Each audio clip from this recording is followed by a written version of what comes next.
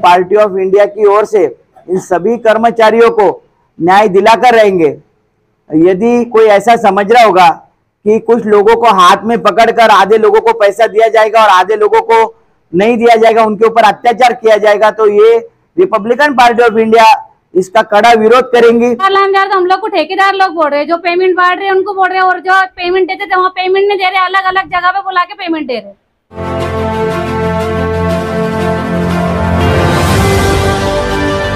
आप देख रहे हैं अब तक न्यूज चैनल। कई दिनों से मालेगांव शहर महानगर पालिका सफाई कामगारों की पगार को लेकर पूरे शहर भर में एक हंगामा आराई रही और कई दिनों तक महानगर पालिका के गेट पर धरना प्रदर्शन भी चलता रहा, जिसका कारण ये हुआ कि 2 दिन पहले नासिक में लेबर कमिश्नर ऑफिस के अंदर एक एग्रीमेंट तय हुआ, जिसके अंदर सफाई कामगारों के आंदोलन का निर्णय ये निकाला गया कि जिनका पगार महिलाओं का 4,000 था और जेंट्स का 5,200 रुपये था, उसको बढ़ाकर 9,500 रुपया किया गया। उसमें किमान वेतन ASI की सुविधा के साथ में इंक्लूड कर एग्रीमेंट बनाया गया, लेकिन जिसमें कुछ 400 कर्मचारियों को लिया गया और बाकी के कर्मचारियों को इस किमान वेतन जो गवर्नमेंट की स्कीम है उससे बाहर रखा गया। अब ठेकेदारों ने ये निर्णय किस तरीके से लिया, इसमें बाकी लोगों को समावेश क्यों नहीं किया, ये प्रश्न, एक सवाल है यहाँ पर। इसमें कौन लोग शामिल है? क्या मालेगांव शहर के भी कुछ ठेकेदार इसमें शामिल है, या फिर जो नासिक की दिग्विजय कंपनी है, ये लोगों की इसमें कोई साठगांठ है, या इन लोगों को इसमें समावेश नहीं करने का रीजन क्या है? तो इसके ऊपर आज भी मतलब कुछ लोग इससे महरूम है। 300 से ज्यादा कर्मचारी आज भी किमान वेतन के दायरे में नहीं आते, जिसको लेकर ये लोग आज RPI जिला अध्यक्ष भरत जगताप जो है वो इसको लीड कर रहे हैं। वो इन लोगों के पास यहाँ पर समस्याएं लेकर आए हुए। अब इनका इसके ऊपर क्या कहना है, मंत्री साहब से इस पर क्या बात हुई है, ठेकेदार से कोई बातचीत हुई है या नहीं हुई है? क्या इन लोगों को भी किमान वेतन में समावेश करने के लिए RPI पार्टी और RPI की जो संगठन है इसका क्या आगे की रणनीति है, क्या रणनीति अपनाने वाले हैं?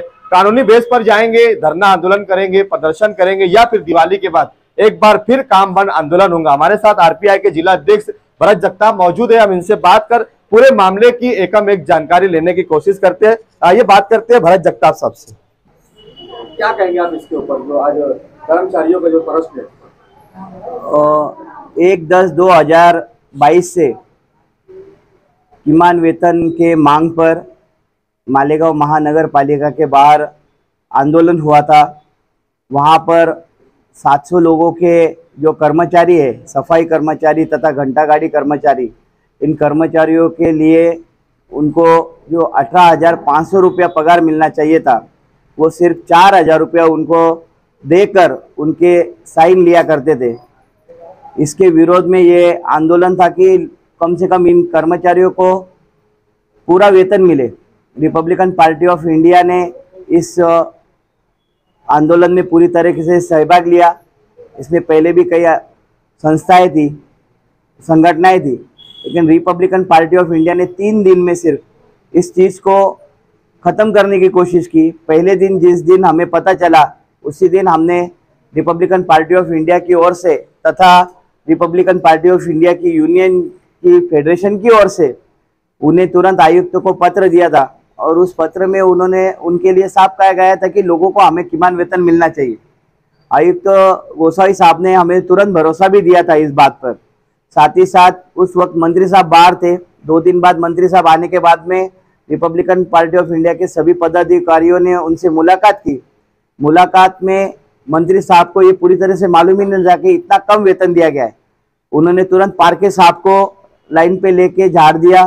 तुरंत 5-6 बजे ये मीटिंग बैठने वाली थी आयुक्त साहब के साथ में, लेकिन उस दिन आयुक्त साहब मालेगांव में नहीं थे, शनिचर होने के बावजूद भी। तो रविवार के दिन आयुक्त साहब आने वाले थे, और हमने ये चीज़ जाके नीचे यूनियन वालों को बताई। साथ ही साथ वहाँ पे जो आंदोलन करता हमारे भाई बहन, माता बहन बैठे थे, उनको बताई कि ऐसा नहीं, ऐसा निर्णय आपका निकलने वाला है कल। लेकिन कुछ लोगों ने अंधाधुंध में उसके ऊपर निर्णय ले लिया, और सिर्फ 9,500 रुपये के वेतन पे उन लोगों को काम पे रख लिया।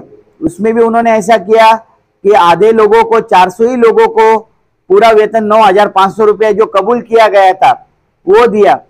जो बाकी की सुविधाएं थी वो भी दी नहीं गई, और 300 लोगों को सिर्फ पिछला जो जूना वेतन था उस पुराने वेतन पे ही उन्होंने उनको दिया। जब वो लोग उस वेतन को मांगने को गए तो उन लोगों को अलग अलग तरीके से धमकियां आने लगी और पैसे भी उनके दिए नहीं जा रहे। अब इसमें कौन शामिल है और कौन नहीं है ये हमें मालूम नहीं है। मैं अभी रिपब्लिकन पार्टी ऑफ इंडिया की तरफ से हम पदाधिकारी आयुक्त साहब के यहाँ पे जाके आए, लेकिन वहां पर माननीय आयुक्त नहीं है। आज मुख्यमंत्री के दौरे की वजह से वो कहीं नासिक में है। माननीय मंत्री साहब मालेगांव के दादाजी भूसे वो भी नासिक में है। हम रिपब्लिकन पार्टी ऑफ इंडिया की ओर से इन सभी कर्मचारियों को न्याय दिलाकर रहेंगे। यदि कोई ऐसा समझ रहा होगा कि कुछ लोगों को हाथ में पकड़कर आधे लोगों को पैसा दिया जाएगा और आधे लोगों को नहीं दिया जाएगा, उनके ऊपर अत्याचार किया जाएगा, तो ये रिपब्लिकन पार्टी ऑफ इंडिया इसका कड़ा विरोध करेंगी। तीव्र आंदोलन का हम इशारा देते। हमारी मांग यही है कि हमारे जो बचे हुए भाई बहन हैं उनको भी जो ठहराया हुआ वेतन है वो पूरी तरीके से दिया जाए। और कल यदि अगर हमें पालक मंत्री साहब मिलते हैं तो हम सभी इन लोगों को लेके उन्हें भी कल निवेदन देंगे।